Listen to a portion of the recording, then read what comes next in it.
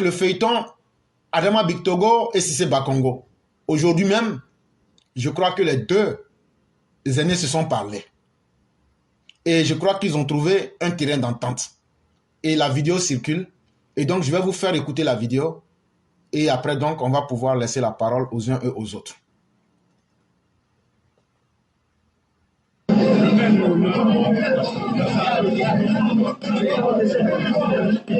Monsieur le maire, d'intervenir, de rassurer les populations.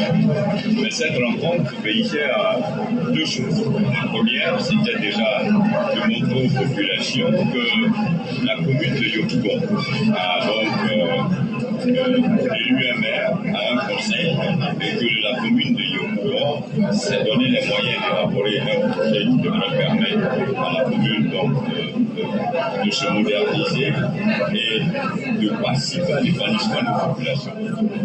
Ce que nous avons noté après les interventions des différents chefs de quartier, au-delà du principe de libérer certains accommodements, c'est que le district n'a pas eu le temps d'informer ni la mairie ni les populations. Donc, naturellement, on s'est retrouvé dans une situation avec des populations, des enfants hors de leur maison et donc dans la détresse. Il était donc tout à fait normal qu'en tant que maire, d'abord, je sois aux côtés des populations. C'est ce que j'ai fait en m'exprimant le lundi. Mais après m'être exprimé, j'ai saisi le ministre gouverneur, avec demandé d'avoir cette rencontre tous ensemble.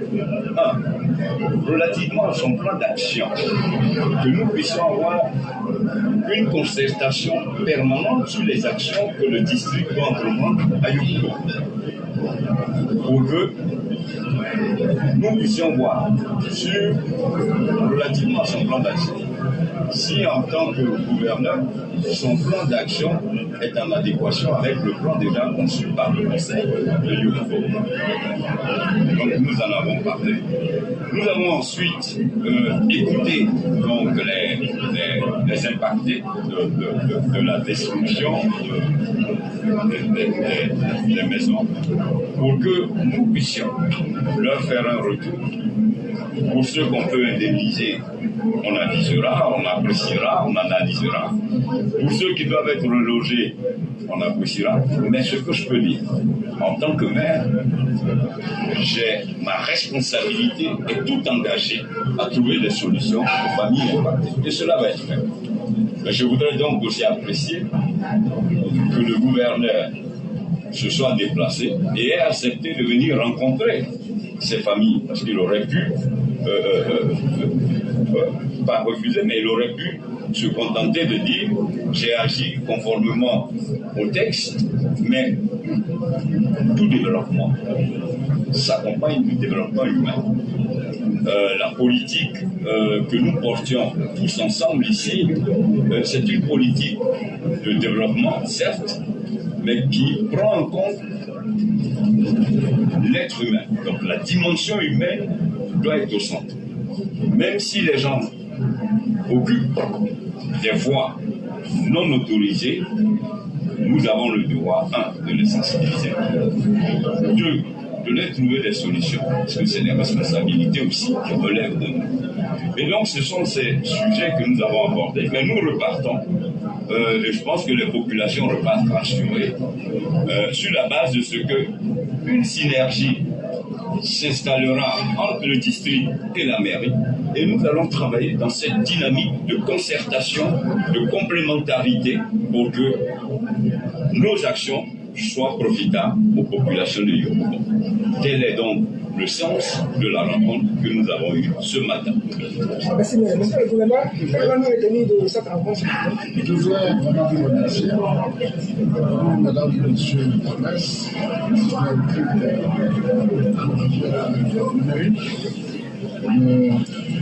cette mobilisation autour d'une réunion en principe qui doit être une réunion de famille, une réunion de concertation Merci donc d'être là pour être témoin. Avant donc la rencontre que nous avons eue dans cette salle, j'ai eu quelques échanges quand même avec M. le Président maire de cette rencontre. J'ai vu dérouler un certain nombre de points, notamment les rencontres que le gouverneur depuis sa nomination a envisagé de faire, qui sont de deux types. Des rencontres individuelles avec la maire, et certains de leurs conseillers si on le souhaite, et des rencontres avec l'ensemble des maires. Ces rencontres, je les ai démarrées dans le plateau. Je suis allé ensuite à Benjerville. J'ai fait un Gamay. Au cours de ces rencontres, j'ai indiqué à mes interlocuteurs la même chose que je vais indiquer au futur, que la feuille de route qui m'a été donnée par son Excellence, M. le Président de la République Alassane Ouattara, en tant que ministre de l'Abidjan, s'articulait autour de deux points. Le premier point, c'est lutter contre le désordre urbain et l'insalubrité. Ensuite, contribuer fortement à l'assainissement dans le district. Ce que je n'ai pas dit, c'est que le désordre urbain et l'insalubrité ne sont pas une fatalité.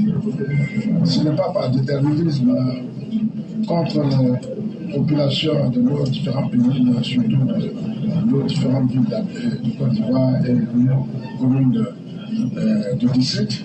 Ce n'est pas une fatalité, ce n'est pas par déterminisme. Dieu n'a pas décidé qu'il doit avoir le désordre dans nos communes. Il n'a pas décidé qu'il doit avoir l'insalubrité. L'insalubrité et le désordre sont de notre propre fait et sont de notre propre responsabilité. Ensuite, l'assainissement. Vous comprenez très bien à quoi ça correspond, à quoi ça répond, à quelle besoin ça répond. Les pertes en vie humaine auxquelles nous assistons, bêtement, je dis bien, les pertes en vie humaine auxquelles nous assistons, partant de besoins de faire des inondations et des éboulements de terre à Moussiko et dans bien d'autres quartiers à Boubélé, et ainsi de suite. Mais nous pouvons les limiter, ce n'est pas une fatalité. Donc le président de la République a demandé de contribuer à faire en sorte de lutter contre le désordre urbain et sanitaire, comme il était annoncé, de contribuer à renforcer l'assainissement comme il était annoncé. Donc c'est ce que j'ai indiqué dans notre étude aujourd'hui. Mais c'est ce que j'ai indiqué aussi dans notre mail que j'ai rencontré et que je vais indiquer à ceux qui ensuite, nous allons tous nous retrouver, de sorte à réfléchir ensemble aux problématiques qui se posent aux différentes communes du district autonome d'Abidjan. Ces problématiques, nous devons les relever ensemble, nous devons les résoudre ensemble. Les maires n'ont pas des objectifs particuliers différents de ceux poursuivis par les disciples. Nous poursuivons exactement, je dirais strictement les mêmes objectifs, sauf que chacun se trouve à un niveau différent. Les maires sont la commune, le district, le gouverneur du district, au niveau du district. Pour ce qui concerne l'Abidjan, de l'ensemble des communes du district. Nous poursuivons les mêmes objectifs, faire en sorte que les populations qui sont dans nos communes, les populations, qu'elles soient ivoiriennes, qu'elles soient étrangères, femmes, hommes, musulmans, chrétiens, tout ce que vous voulez, sans coloration, sans tenir compte de formation ethnique, politique, appartenance ethnique, formation politique, obédience philosophique ou autre, sans tenir compte de tout cela, que toutes ces populations puissent bénéficier du bien-être, puissent être mises dans les conditions qu'il faut, aussi bien pour leur travail que pour leur vie. C'est ça l'objectif poursuivi.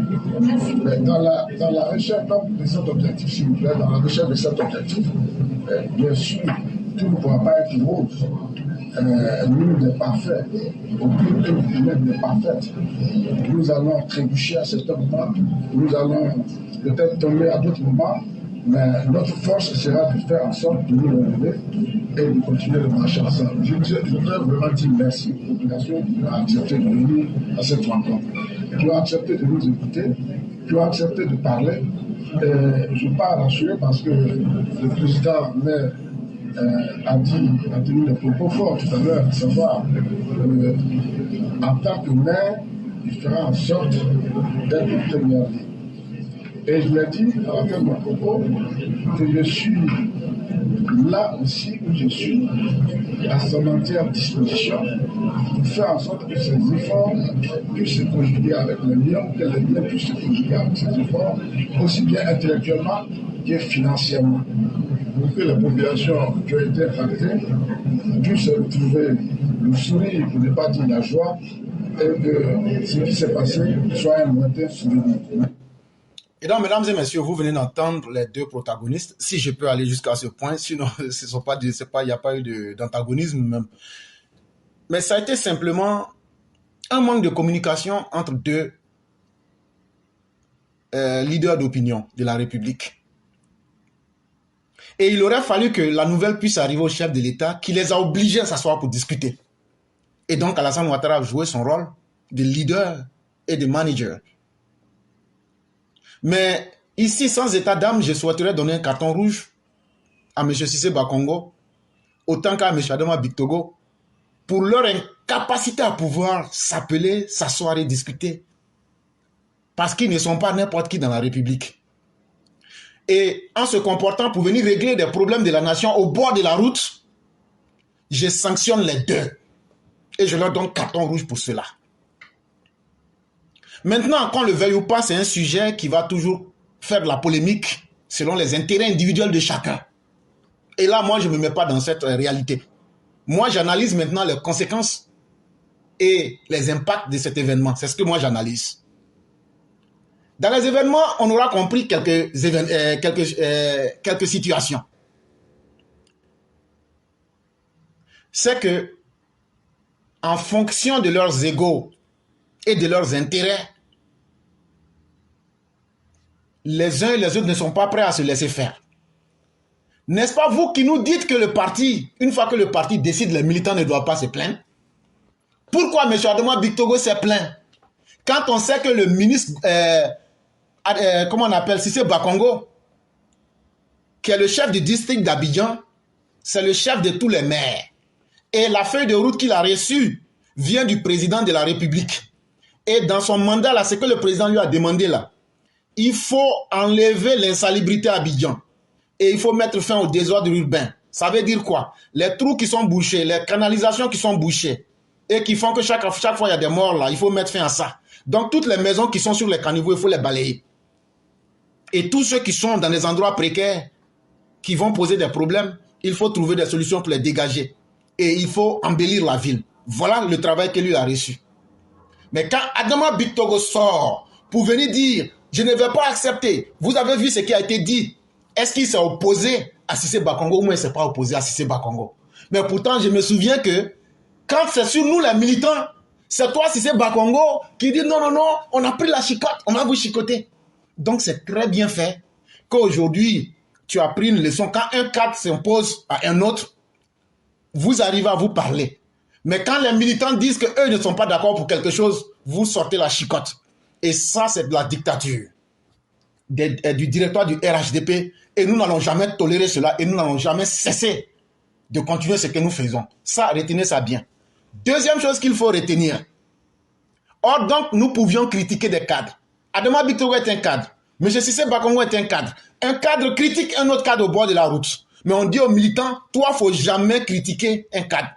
Or, donc, les cadres ne sont pas des dieux. Or, les cadres peuvent se critiquer entre eux. Mais qui fait les cadres? C'est nous, les militants, qui faisons les cadres.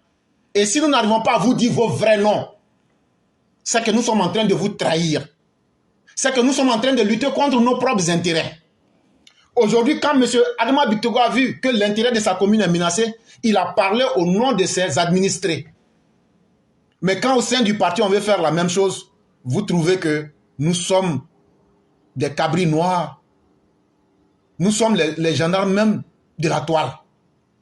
Et donc vous venez aujourd'hui de vous démystifier vous-même pour dire qu'on doit et on devrait vous critiquer. Parce que vous-même, vous venez de donner l'exemple devant tout le monde. Et donc, chers militants, luttez aussi pour vos intérêts. De la même manière qu'Adama Bictogo a défendu ses intérêts, est-ce que les autres maires ne vont pas faire la même chose? Et donc toi, le militant là, qui dit non, il ne faut pas mal critiquer les cadres là. Maintenant là, c'est parce que tes intérêts ne sont pas menacés. Et donc chaque militant qui sent ses intérêts menacés va vous critiquer comme de la manière où vous êtes critiqués entre vous. Et ça, il faudrait qu'on retienne ça de cette histoire. Et la troisième analyse que j'en fais, c'est que le manque de communication entre vous a créé une tempête dans un verre d'eau.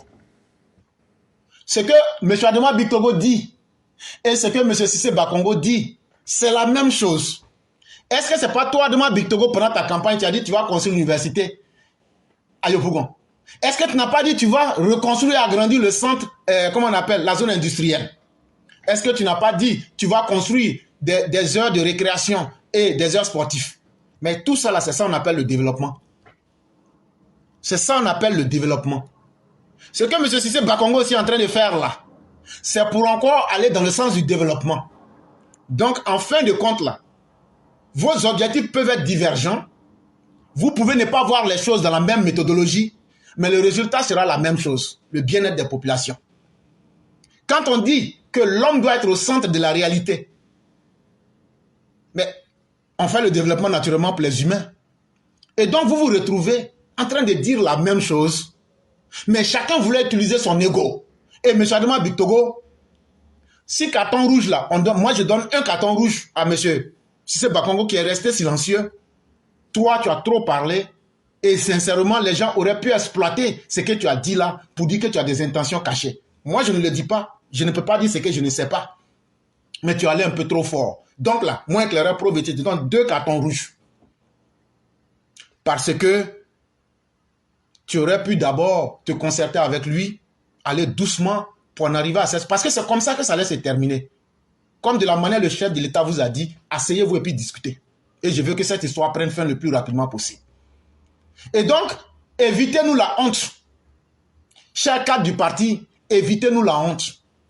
Et ça, vous le faites, vous êtes entouré de militants PPAC, ils vous regardent. Vous vous êtes fragilisés devant eux. Quand vous regardez la vidéo, vous les voyez, ils sont là. Les Michel Babo, les gens du FP, ils sont là. Les PPAC, ils sont là. Si vous ne vous rendez pas fort à travers le dialogue et la discussion, la concertation, les autres se joueront de vous en se moquant de vous. Et donc, je dirais ceci. Si vous tenez vraiment à ce que l'homme soit au centre du développement, n'oubliez pas vos militants qui vous ont mis aujourd'hui à des postes de pouvoir. Vous ne pourrez pas aider toute la Côte d'Ivoire, mais remettez vos militants au centre du développement humain. Parce que vos militants du RDR, RHDP crient aujourd'hui. Et ne faites pas semblant de ne pas entendre. On va encore rappeler cela en ce 1er février 2024.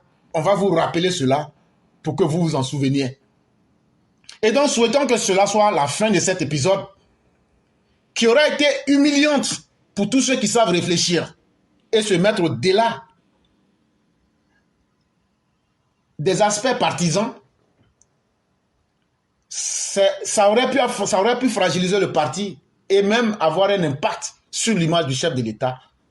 S'il vous plaît, à l'avenir, évitez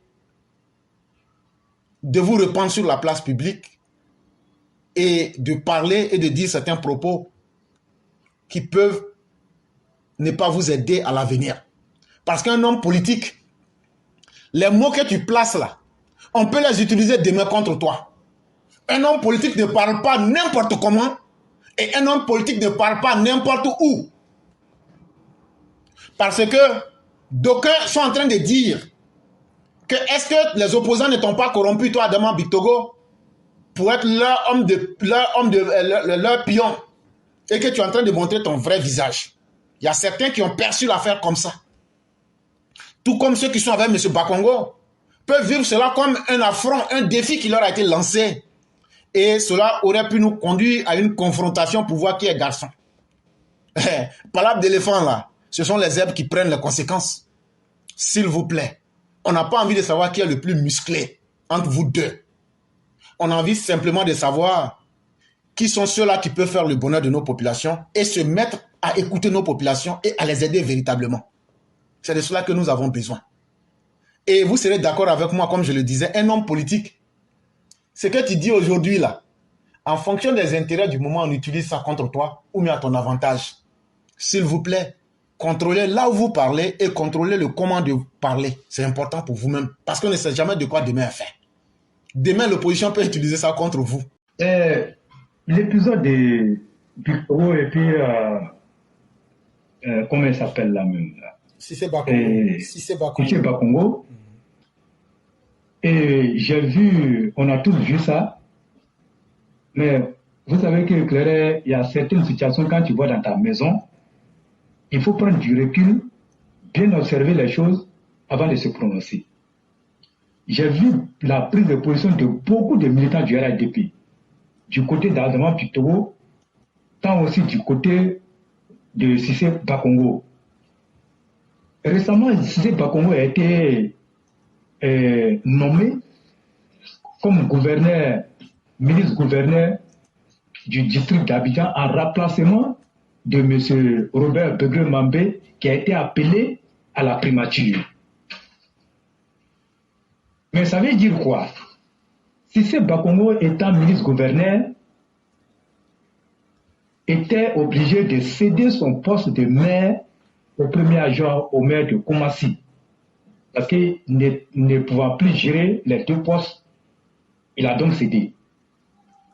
Aujourd'hui, dans l'hiérarchie des collectivités territoriales, Cissé Bakongo est le maire est le patron des maires du district autonome d'Abidjan, c'est-à-dire Anyama, Songon et les 10 quartiers communes d'Abidjan. Cissé Bakongo les coiffe. Nous tous, on a vu tout le travail que Cissé Bakongo a fait à Koumassi, mais lorsqu'il a été nommé ministre-gouverneur, on a vu aussi certains ébouliers qui se sont levés pour produire des déclarations pour dire qu'ils ne sont pas d'accord avec la nomination de Cissé Bakongo. Et Robert Begré-Mambé leur a dit non, c'est le président Alassane Ouattara qui l'a mis là. Mais le district appartient aux ébouliers.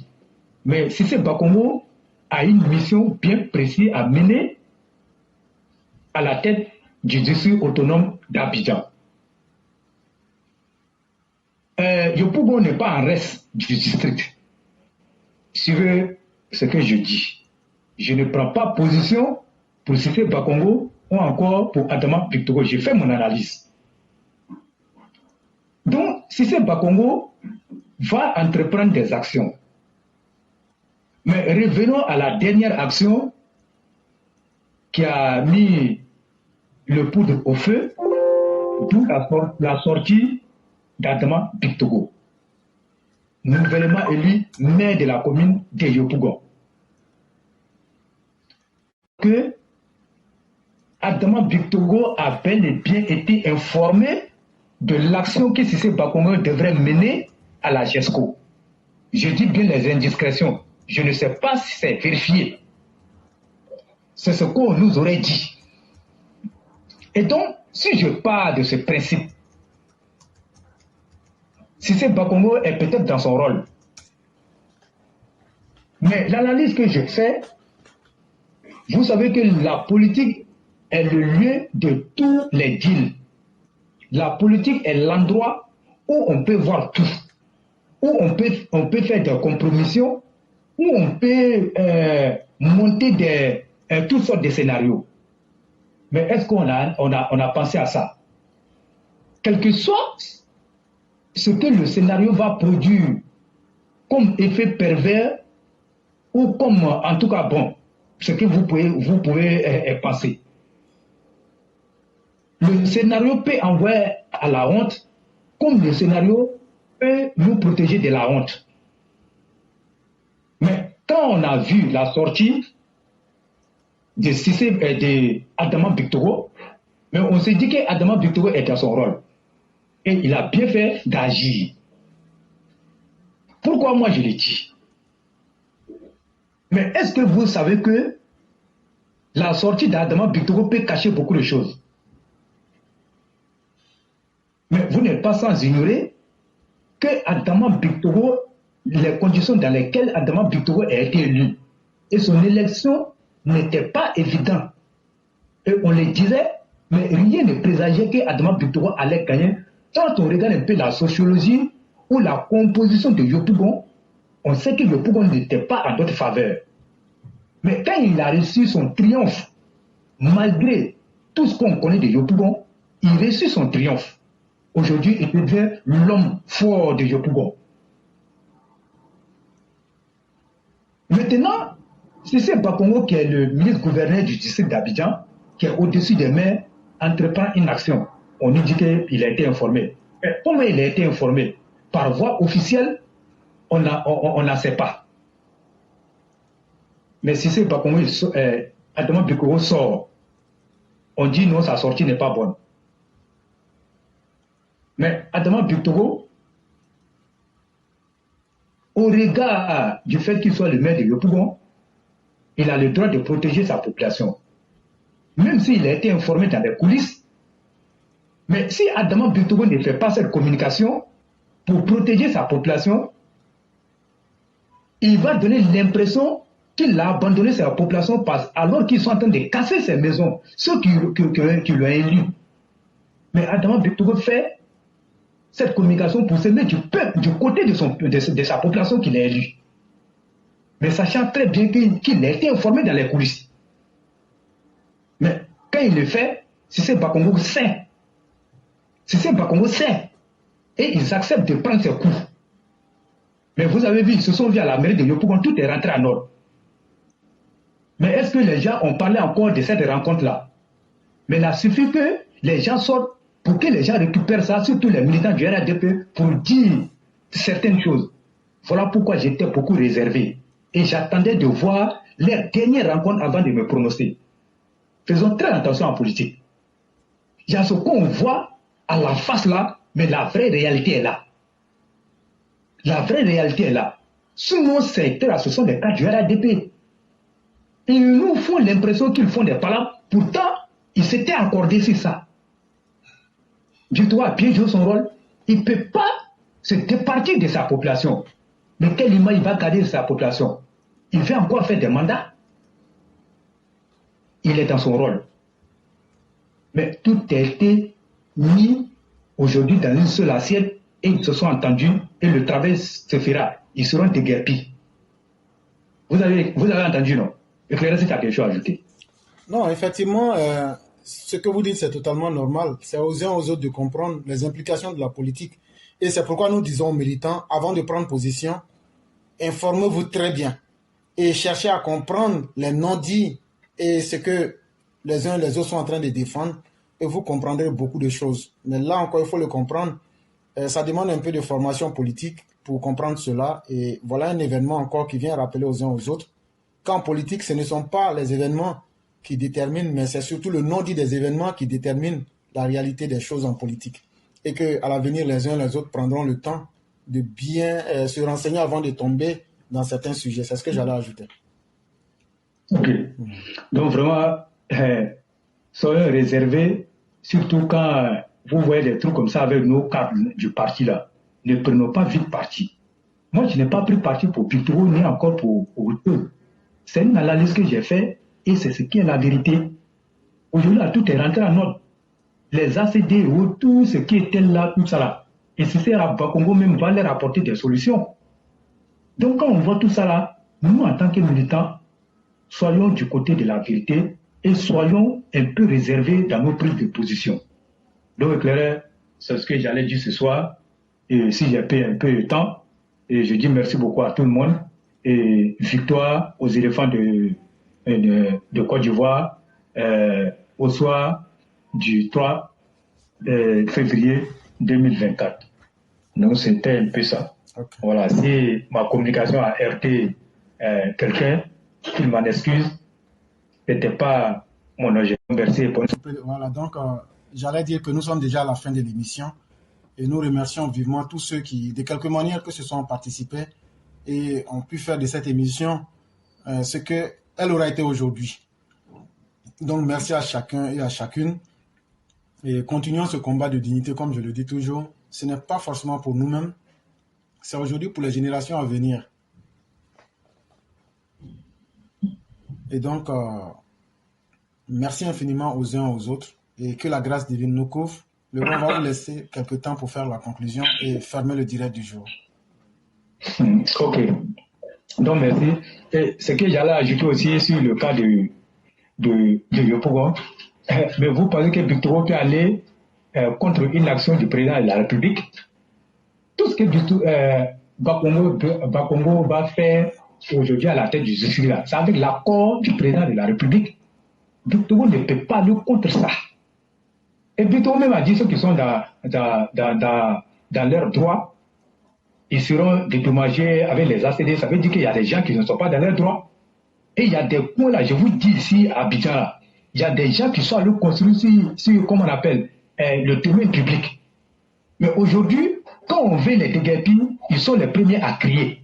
Pourtant, ils savent très bien qu'ils sont pas dans la normalité.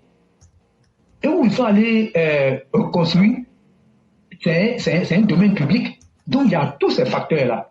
Mais on ne se lève pas pour aller casser.